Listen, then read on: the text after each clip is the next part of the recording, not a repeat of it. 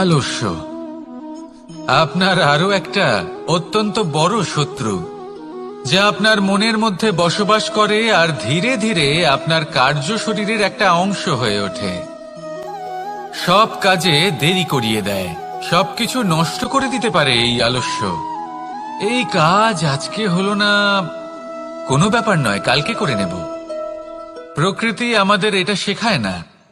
ভেবে দেখুন, যদি সূর্য এটা ভাবে যে কাল উদিত হব না, কিছুদিন পরে উদয় হব, তাহলে কি হবে? সমগ্র পৃথিবীর বিনাশ হয়ে যাবে, ঠিক কিনা? দেখুন, এই আলস্য নিয়ে খুব সুন্দর একটা কথা আছে, আলস্যস্য কুত বিদ্যা। অর্থাৎ যিনি অলস হয়ে বসে থাকেন তিনি বিদ্যা লাভ করেন না, জ্ঞান লাভ করেন না, আর জ্ঞান না থাকলে তিনি ধন অর্জন করতে পারেন না। তার জীবনে সুখ স্বাচ্ছন্দ্যের অভাব থাকে, বন্ধুর অভাব থাকে।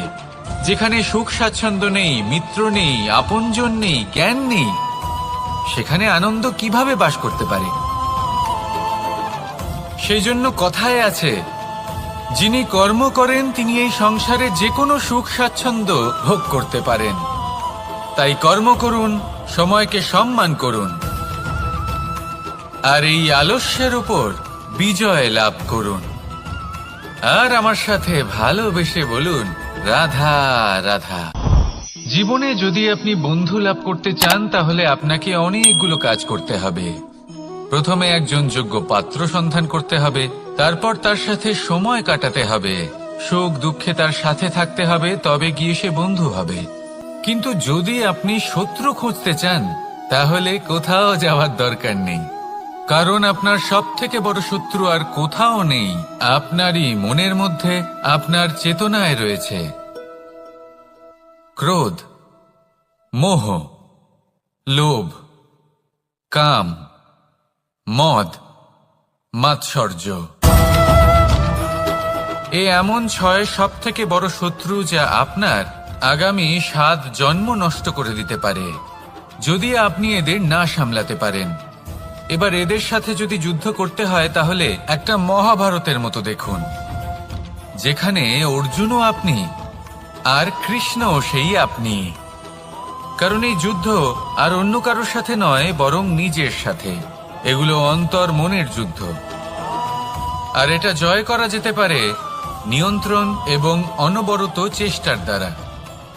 তাই এটাই করুন, এই 6 শত্রুকে পরাজিত করুন এবং আমার সাথে ভালোবেসে বলুন, রাধা রাধা। বেশিরভাগ মানুষই এই কথা জানেন যে আমাদের শরীর 5টি তত্ত্ব দ্বারা নির্মিত, যাকে আমরা পঞ্চতত্ত্ব বলি: জল, অগ্নি, বায়ু, ধরিত্রী এবং আকাশ। এবার এই কথা আমরা সকলে জানি, কিন্তু এগুলোর সাথে কিছু গুণ জড়িয়ে রয়েছে যেগুলো আমরা দেখতে পাই না। যদি এই গুণগুলি আমরা আত্মসাৎ করতে শিখে যাই, তাহলে সাক্ষাৎ পরমেশ্বরের দর্শন আমরা পেতে পারি। যদি কথা বলি প্রথম তত্ত্বের, জলের কথা, জল যা প্রত্যেক জ্বলনকে শীতলতা প্রদান করে। এই জলকে দেখুন, যা শুধু প্রবাহিত হতে জানে, থামতে জানে না। জল পাথরের সাথে সংঘর্ষ করতে জানে, যার পথে অনেক বাধা আসে, কিন্তু সে প্রবাহিত হতে থাকে। নিরাকার হলো এই জল, যে কোনো পাত্রেই রাখুন না কেন, তার আকার ধারণ করে নেবে। এটাই হলো এর বিশেষত্ব, এবং এটাই হলো আমাদের শিক্ষা। কিভাবে প্রবাহমান থাকতে হবে, কিভাবে আমাদের থামলে চলবে না, তাতে আমাদের পথের মধ্যে যতই যেরকমই সমস্যা আসুক না কেন, আমাদের এই জলের মতোই নিরাকার হয়ে যে কোনো পরিস্থিতিতেই প্রবাহমান থাকতে হবে। এই শিক্ষাই জলের থেকে লাভ করুন, আর আমার সাথে ভালোবেসে বলুন, রাধা রাধা। পঞ্চতত্ত্বের মধ্যে দ্বিতীয় তত্ত্ব হল ধরণী, ভূমি, যাকে আমরা ধরণী মাতা বলি। এই ধরণী ধৈর্য ধারণ করে, আর এর ওপরেই আমাদের সমগ্র সংসার নির্ভরশীল। কারণ এই ভূমি সহ্য ক্ষমতা রাখে, এর সহ্য ক্ষমতা হলো অপরিসীম। সন্তান যতই আঘাত প্রদান করুক না কেন, প্রেম পূর্বক সহ্য করে আর তার বদলে অমূল্য রত্ন প্রদান করে। সন্তান যদি হাল চালায় তাহলে তার বদলে তাকে অন্ন প্রদান করে। এটাই হলো ধরনী। এবার এর থেকে আমরা কি শিক্ষা পেতে পারি? এটাই যে কারোর জন্য কিছু করা বা কাউকে কিছু দেওয়া মনে কোনো কামনা ছাড়াই। আর এই কথাটা বুঝে যান, যদি কারোর জন্য কামনা না রেখে বা কোনো পাওয়ার আশা না রেখে কারোর জন্য কিছু করেন বা কারোকে কিছু দেন, যদি এটা আপনি শিখতে পারেন তবে আপনি ভালোবাসতে শিখে গেছেন। আর সেই জন্যই এই ধরিত্রীকে মাতা বলা হয়, কারণ মাতা শুধু উনি নন যিনি গর্ভে সন্তানকে ধারণ করেন, মাতা তো উনিও যিনি জীবন বাঁচতে শেখান, যিনি জীবন বাঁচার উদাহরণ প্রদান করেন। তাহলে ধরনীর থেকে এই নিঃস্বার্থ ভাব শিখুন, নিঃস্বার্থ ভালোবাসা শিখুন, আর এই ভালোবাসার সাথেই বলুন রাধা রাধা। বায়ু পঞ্চতত্ত্বের মধ্যে তৃতীয় তত্ত্ব। কেউ একে সমীর বলে, আবার কেউ একে পবন বলে। প্রথম কথা হলো এটাই যে এই বায়ু আমাদের জীবন দান করে প্রতিদিন, প্রত্যেক মুহূর্তে। এই বায়ুর কারণেই আমরা নিঃশ্বাস নিতে পারি, জীবিত থাকতে পারি। এই বায়ুই হলো সেই যা সকল মেঘেদের একত্রিত করে একটি স্থানে আর বর্ষা ঘটায়। আর এই বর্ষার কারণেই এই ধরিত্রীতে অন্ন উৎপন্ন হয়। এই বায়ুকে দেখুন, কখনো এতটা সৌম্য যে আপনার কোনোই তফাৎ বোধ হয় না, আর কখনো কখনো এমন রূপ ধারণ করে ফেলে যে অনেক বড় বড় পর্বতের আকার পর্যন্ত বদলে ফেলে। এটাই হলো বায়ুর বিশেষত্ব।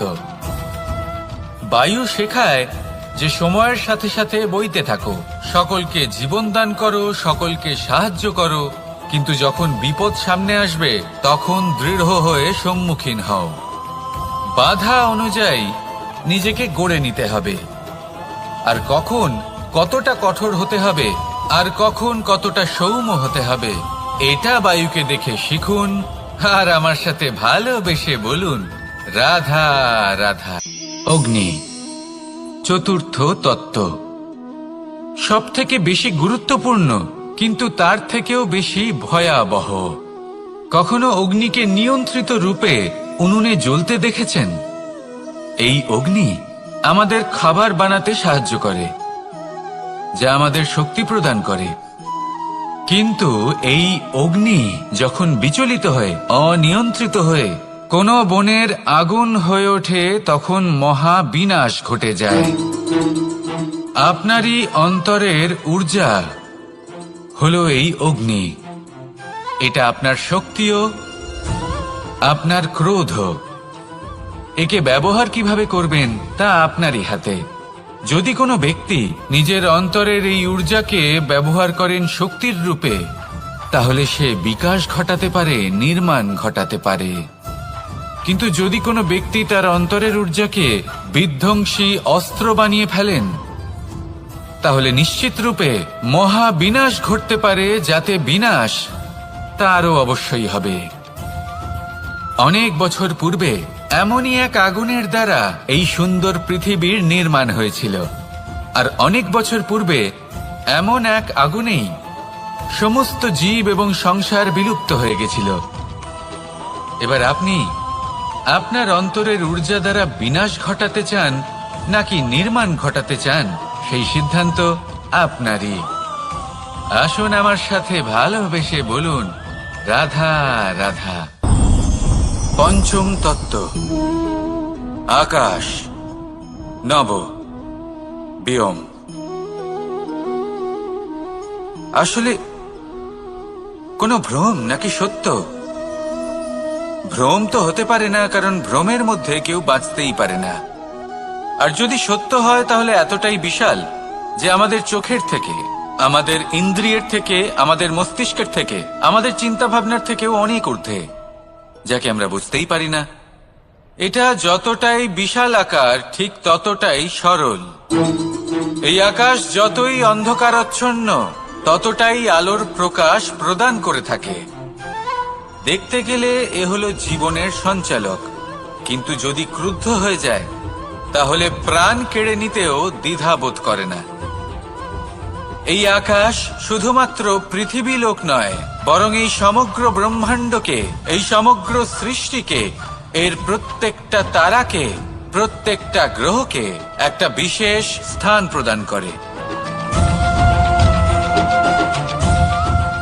এর নিজের কোনোই অস্তিত্ব নেই, কিন্তু সকলকে অস্তিত্ব প্রদান করে। এটাই হলো এই আকাশের মাহাত্ম্য। এই আকাশে হলো মাহাত্ম্যের প্রতিরূপ, যা আমাদের ভাবনা দ্বারা উৎপন্ন হয়। আপনিও আকাশের মতো এই বোধকে আপন করে নিন। আপনার জীবনও আকাশের মতন মহান এবং বিশাল হয়ে উঠবে। আর তখনই মন সুপ্রসন্ন হয়ে বলবে, রাধা রাধা। কাম, তৃতীয় পুরুষার্থ। এবার অধিকাংশ মানুষই কাম বলতে বিলাসিতা, বাসনা, লালসা মনে করে ফেলে। আসলে এমন কিছুই নয়। কামের বাস্তবিক অর্থ কি? কামের বাস্তবিক অর্থ হল কামনা। প্রতিটা ব্যক্তি, প্রতিটা মানুষ, প্রতিটা জীব এই সংসারে কোনো না কোনো বিশেষ কারণে আসে। সেই কারণকে পূর্ণ করার জন্য কর্ম করাকে কাম বলে। এখন সেটা সবার জন্য ভিন্ন হতে পারে। কারোর কাছে সেটা জ্ঞান অর্জন করা হতে পারে, আবার কারোর কাছে নির্মাণ করা হতে পারে। কারোর জন্য পরিবারকে সঞ্চালন করা হতে পারে, আবার কারোর জন্য এই সংসার থেকে পাপ দূর করা হতে পারে। কিন্তু সবথেকে গুরুত্বপূর্ণ হলো যে মানুষ যেন নিজের কর্ম ঠিক করে করে, সম্পূর্ণ যত্ন নিয়ে করে। তৃতীয় পুরুষার্থ মানে এই কাম। এটার অনুচিত অর্থ নিজেকে বোঝানো মানেই সমগ্র জীবনকে অর্থহীন করে দেওয়া। তাই প্রেম দ্বারা আপনার এই সংসারে আসার কারণটাকে অনুসন্ধান করুন, আর এই প্রেমের সাথেই বলুন, রাধা রাধা। এবার এই পুরুষার্থের বিষয়ে আপনারা অবশ্যই শুনেছেন। মোক্ষ, চতুর্থ পুরুষার্থ। আপনারা কি জানেন এই মোক্ষ আসলে কি? ধর্ম, অর্থ, কামনার পালন করতে করতে মৃত্যু লাভ করা, এটাই কি মোক্ষ? না, মোক্ষ হলো সেটাই যা জন্ম এবং মৃত্যুর ঊর্ধ্বে। প্রত্যেক ব্যক্তি, প্রত্যেক জীবই সংসারে কোনো না কোনো বিশেষ প্রয়োজনে আসে। ধর্মপথে, সৎপথে অর্থ উপার্জন করা, প্রয়োজনকে পূর্ণ করার চেষ্টা করতে করতে সেই প্রয়োজনকে পূর্ণ করা তাকে মুক্তির পথে নিয়ে যায়, যা হলো মোক্ষ। যদি এই মোক্ষ লাভ না হয় তাহলে মানুষ জন্ম এবং মৃত্যুর এই চক্রে বারবার ফিরে আসবে। তাই নিঃস্বার্থভাবে সদ্ভাব নিয়ে কর্ম করুন, সকলকে ভালোবাসুন, আর আমার সাথে বলুন, রাধা রাধা। মানুষ বড়ই বিচিত্র প্রাণী। অধিক থেকে অধিকতর ধন লাভ করার চেষ্টায় নিজের শরীরকে নষ্ট করে ফেলেন, নিজের শক্তি হারিয়ে ফেলেন, নিজের সামর্থ্য হারিয়ে ফেলেন। আর যে ধন লাভ করেন সেটা কোথায় যায়? সেই শক্তি, সেই সামর্থ্যকে আবার ফিরে পাওয়ার জন্য। আর কিছু মানুষ জীবন এমন ভাবে যাপন করেন যেন তা কখনোই শেষ হবে না। কিন্তু শেষ তো সবারই হবে। আর যখনই শেষটা কাছে চলে আসে, তখন মানুষ এটা বুঝতে পারেন যে সে জীবনকে উপভোগ করেননি। তার কারণটা কি? লালসা। এই লালসা জন্ম দেয় লোভকে, আর এই লোভ জন্ম দেয় আপনারই বিনাশকে। সেই জন্য আজ আপনার কাছে যা কিছু আছে, যেমনটা আছে, তার সাথে জীবন যাপন করুন, পূর্ণরূপে যাপন করুন। আপনার কাছে যতই ধন, শক্তি, মান থাকুক, তা সবার মধ্যে ভাগ করতে শিখুন। ভাগ করলে ভালোবাসা বাড়ে, আর এই ভালোবাসা দ্বারা জীবন আরো সুখময় হয়ে ওঠে। তাহলে আসুন আর আমার সাথে ভালোবেসে বলুন, রাধা রাধা।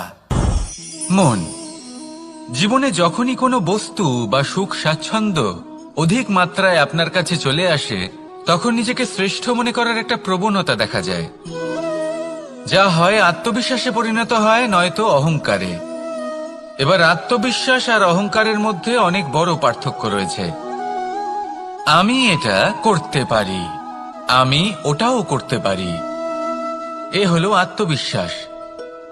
শুধুমাত্র আমি এটা করতে পারি, শুধুমাত্র আমি ওটাও করতে পারি, আমি হলাম সর্বশ্রেষ্ঠ, এটা হলো অহংকার। এবার এই অহংকার এর ধ্বনি অনেক দূর প্রবাহিত হয়, আর এর প্রহার সর্বপ্রথম আপনাকে বিপর্যস্ত করে। এবার এই অহংকার এর বিপরীত শব্দ হলো বিনয়, অর্থাৎ নিজের ঊর্ধ্বে উঠে অন্যের বিষয় ভাবনা চিন্তা করা, সংসারের বিষয়ে ভাবা। এই বিনয়ী হবার চেষ্টা করুন, একের থেকে অনেক হওয়ার চেষ্টা করুন এবং একসাথে থাকার চেষ্টা করুন। নিশ্চিত রূপেই আপনি বিকাশের কারণ হবেন। মত্ততা থেকে নিজেকে দূরে রাখুন, অহংকার থেকে নিজেকে দূরে রাখুন। এই মন প্রসন্ন হয়ে বলবে রাধা রাধা। জীবনে যখন কোনো ব্যক্তি নিজের লক্ষ্য প্রাপ্তির জন্য নিরন্তর পরিশ্রম করতে থাকেন, চেষ্টা করতে থাকেন, তখন তিনি কষ্ট অনুভব করেন, কখনো শারীরিক কষ্ট, কখনো মানসিক কষ্ট। এবার উনি এটা ভাবতে থাকেন যে আমি কি উচিত করছি নাকি অনুচিত করছি, কারণ অন্যদিকে এমন একজন ব্যক্তিও আছেন যিনি একদমই পরিশ্রম চেষ্টা করছেন না। তিনি মদিরা পান করেন, বিলাসিতায় জীবন কাটান, অলস প্রকৃতির হয়ে ওঠেন, নিদ্রাতে বিলীন হয়ে থাকেন আর ভাবেন যে তিনি সুখ লাভ করছেন। কিন্তু এরকম কেন হয়? কারণ যখন আমরা সৎ পথে থাকি, উচিত পথে চলি, লক্ষ্য প্রাপ্ত করার জন্য চেষ্টা করতে থাকি, তখন আমাদের ভেতরে থাকা নেতিবাচক শক্তি এবং পাপ এই দেহকে ত্যাগ করে দেয়। আর এই অনুভূতিটাই আমাদের দুঃখের অনুভূতি দেয়, কষ্ট দেয়। এবার সেখানে যদি আমরা কুপথে চলি, অনুচিত পথে চলতে থাকি, তাহলে আমাদের ভেতরে থাকা পুণ্য এবং ধনাত্মক শক্তি আমাদের দেহ ত্যাগ করে দেয়। আর এই অনুভূতির কারণেই আমরা সুখ অনুভব করি। কিন্তু কখনো ভাববেন যে এই সুখ বেশি সময় পর্যন্ত থাকে না। সেই জন্য সবসময় মনে রাখবেন, যদি আপনি জানেন যে এটাই আপনার লক্ষ্য, এটাই উচিত পথ, শুভ পথ, তাতে নিরন্তরভাবে এগিয়ে যেতে চেষ্টা করতে থাকুন। এই কষ্ট আপনাকে সুখের পরাকাষ্ঠায় কখন পৌঁছে দেবে তা আপনি জানতেই পারবেন না। আসুন আমার সাথে ভালোবেসে বলুন রাধা রাধা। ঈর্ষা আমাদেরই মনে বসবাস করা আরো একটা শত্রু। তবে এই শত্রু কখনো কখনো আমাদের জন্য লাভদায়কও হতে পারে, কিন্তু যদি আমরা সতর্ক না থাকি তাহলে সেটা ততটাই ঘাতক হয়ে উঠতে পারে। যদি আপনার কোনো প্রতিদ্বন্দ্বী থেকে থাকে যে এগিয়ে চলেছে, তাকে দেখে আপনার মনে ঈর্ষা উৎপন্ন হয়, আর ঈর্ষাবশত আপনি নিরন্তর চেষ্টা করতে থাকেন, পরিশ্রম করতে থাকেন সামনে এগোনোর জন্য, তাহলে তার দ্বারা আপনার বিকাশই হবে। কিন্তু যদি আপনি নিজের বিরোধীকে শেষ করতে দেওয়ার জন্য অগ্রসর হন, তাকে বিনাশ করার জন্য অগ্রসর হন, তাহলে এই ঈর্ষা প্রথমে আপনার বিনাশ অবশ্যই করবে। একটা কথা আছে, এটা পশু প্রবৃত্তি, আপনি শুধুই নিজের বিকাশের কথা ভাববেন। তিনিই হলেন প্রকৃত মানুষ, যিনি অন্য মানুষের জন্য প্রাণও দিতে পারেন। এই ঈর্ষা যদি আপনাকে বিকাশের পথে নিয়ে যেতে পারে তাহলে খুবই ভালো। যদি আপনাকে অন্য কাউকে বিনাশ করে দেওয়ার পথে অগ্রসর করে, তাহলে তার থেকে দূরে থাকাই ভালো। যেমন ধরুন, আপনার কাছে একটা সূচ আছে, যার দ্বারা আপনি ছেঁড়া কাপড়ও সেলাই করতে পারবেন বা অন্য কারোর পাত্রে ছিদ্রও করে দিতে পারবেন। আপনি কি চাইবেন, নিজের বিকাশ নাকি অন্য কারোর বিনাশ? সিদ্ধান্ত আপনারই। আসুন আর আমার সাথে ভালোবেসে বলুন রাধা রাধা। বিষ এবং অমৃত, এর ভিত্তিতেই সংসার চক্র চলতে থাকে। যখন সমুদ্র মন্থন হয়েছিল তখন এই দুই প্রাপ্ত হয়েছিল। প্রথমে বিষ পাওয়া গেল, তারপর অমৃত। জীবন মন্থন করলেও এগুলো লাভ করা যায়। এবার এই যে বিষ, তা হলো অমৃতের থেকে অনেক বেশি শক্তিশালী এবং সেই জন্যই অনেক বেশি ঘাতকও। এবার বোঝার চেষ্টা করি এই বিষ আসলে কি। যে কোনো বস্তু বা কোনো ভাব যদি মাত্রার থেকে বেশি পরিমাণে আপনার কাছে থাকে, প্রয়োজনের থেকে বেশি আপনার কাছে থাকে, তাহলে সেটা আপনার কাছে বিষ সমান হতে পারে। তা সে ধন হোক, শক্তি হোক, সম্মান হোক, ইত্যাদি ইত্যাদি। যদি আপনার কাছে এমন কিছু থেকে থাকে যা মাত্রার থেকে বেশি পরিমাণে আপনার কাছে আছে, তাহলে তাকে ভাগ করতে শিখুন। যদি আপনি ভাগ করতে শিখে যান, তাহলে এই বিষই আপনার জন্য অমৃতে পরিণত হবে, আর তাদের কাছেও অমৃত সমান হয়ে উঠবে যাদের এই সাহায্যের প্রয়োজন। তাহলে ভাগ করে নিতে শিখুন আর আমার সাথে ভালোবেসে বলুন, রাধা রাধা। কোনো বাড়িতে, কোনো পরিবারে যখন কারোর জন্ম হয়, তখন তা কত সুখের মুহূর্ত হয়। সেই ছোট্ট সন্তান যখন কিছুটা বড় হয়, সে হাঁটার চেষ্টা করে, আর সেই প্রক্রিয়াতেও খুব বড় একটা শিক্ষা লুকিয়ে রয়েছে, ঠেলে দেওয়া। যখন আপনি হাঁটতে চান, সামনে এগোতে চান, তখন আপনি কি করেন? নিজের পায়ের তলার যে মাটি, তাকে আপনি পেছনে ঠেলে দেন। ব্যাস, এই একই জিনিস তো জীবনেও শিখতে হবে। এবার যদি আপনি জ্ঞানের পথে অগ্রসর হতে চান, তাহলে অজ্ঞানতাকে পেছনে সরিয়ে দিতে হবে। যদি আপনি প্রকাশের দিকে এগোতে চান, তাহলে অন্ধকারকে পেছনে সরিয়ে দিতে হবে। যদি আপনি ভবিষ্যতে সফল হতে চান, তাহলে অতীতের যে অসফলতাগুলিকে পেছনে সরিয়ে দিতে হবে। যে জল বইতে বইতে থেমে যায়, তাকে আমরা নালা বলে থাকি। তার থেকে দুর্গন্ধ বের হয়। কিন্তু যে জল বইতেই থাকে, তাকেই আমরা পবিত্র জল বলি। তাহলে আপনিও কর্ম করতে থাকুন, কখনো থামবেন না।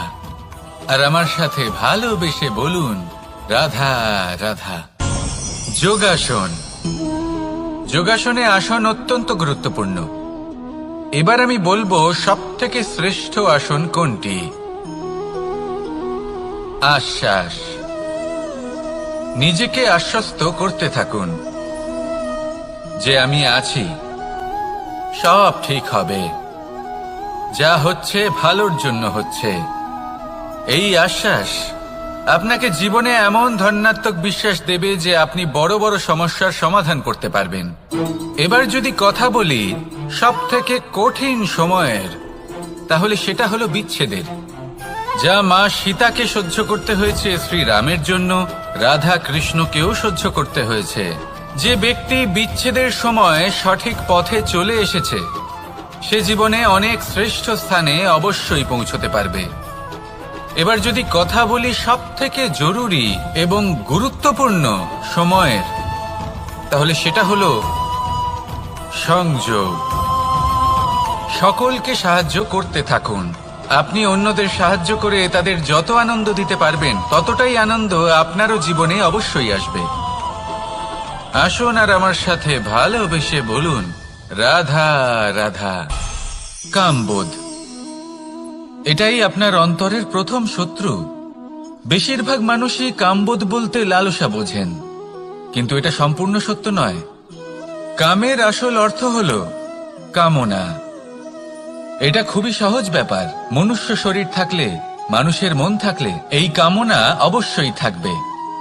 এবার এটাই দেখতে হবে যে এই কামনা নেতিবাচক কামনা নাকি ইতিবাচক কামনা। অন্য কারোর জিনিসে নজর দেওয়া, অন্য কোনো মানুষের উপর নজর দেওয়া, কোনো অনুচিত বস্তুর দিকে নজর দেওয়া, এই নেতিবাচক কামনা। আর এই দুষ্কামনা মানুষকে দিয়ে অপকর্ম করাবেই করাবে। তাই মনে রাখবেন, যে ব্যক্তি নিজের কামনাকে নিয়ন্ত্রণে রাখতে পারেন, তিনি সঠিক পথেও থাকেন, সঠিক লক্ষ্যে পৌঁছতেও পারেন। যিনি কামনা নিয়ন্ত্রণে রাখতে পারেন না, তিনি তার পথও হারিয়ে ফেলেন এবং লক্ষ্যচ্যুতও হন। তাই মনে রাখবেন, নিজের কামনাগুলিকে নিয়ন্ত্রণে রাখুন। কাম নামক এই শত্রুর ওপর বিজয় লাভ করুন। আর আমার সাথে ভালোবেসে বলুন, রাধা রাধা। ক্রোধ। আপনার অন্তরের আরো একটা শত্রু। এই ক্রোধ আসলে কি? আপনার মনের এক ভাবনা, যা আপনার মনেই উৎপন্ন হয়। এই মন আত্মার সাথে যুক্ত থাকে।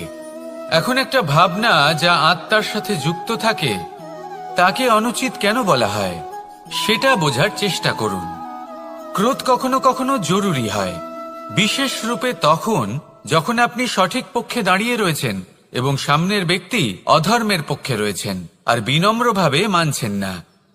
যেমন শ্রীরাম ক্রুদ্ধ হয়েছিলেন সাগরের ওপর, ওটা উচিত ছিল, আর তা ততক্ষণই উচিত যতক্ষণ আপনি ক্রোধকে নিয়ন্ত্রণ করছেন। যদি ক্রোধ আপনাকে নিয়ন্ত্রণ করতে শুরু করে তাহলে পরিস্থিতি এমনও হতে পারে, ধরুন একজন ব্যক্তির প্রতি ক্রোধের কারণে আপনি তার ক্ষতি করতে চান। আপনি একটা কয়লা হাতে নিলেন, আর সেই কয়লা সামনের ব্যক্তির ক্ষতি করার পূর্বে আপনার হাত জ্বালিয়ে দেবে। ব্যাস, ক্রোধ এটাই করে, সর্বপ্রথম আপনার ক্ষতি করে, আপনার বিবেক হরণ করে নেয়, আপনি আপনার নিয়ন্ত্রণ হারিয়ে ফেলেন আর সবকিছু নষ্ট হয়ে যায়।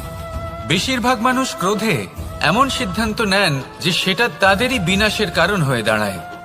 আর কিছু মানুষ বলেন যে আমাদের জীবনে এত যন্ত্রণা আছে, এত সংকট আছে যে ক্রোধ উৎপন্ন হবেই।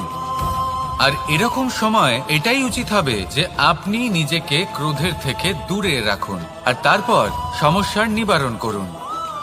আর এই নিবারণই আপনার জীবনকে একটা শ্রেষ্ঠ স্তরে পৌঁছে দেবে।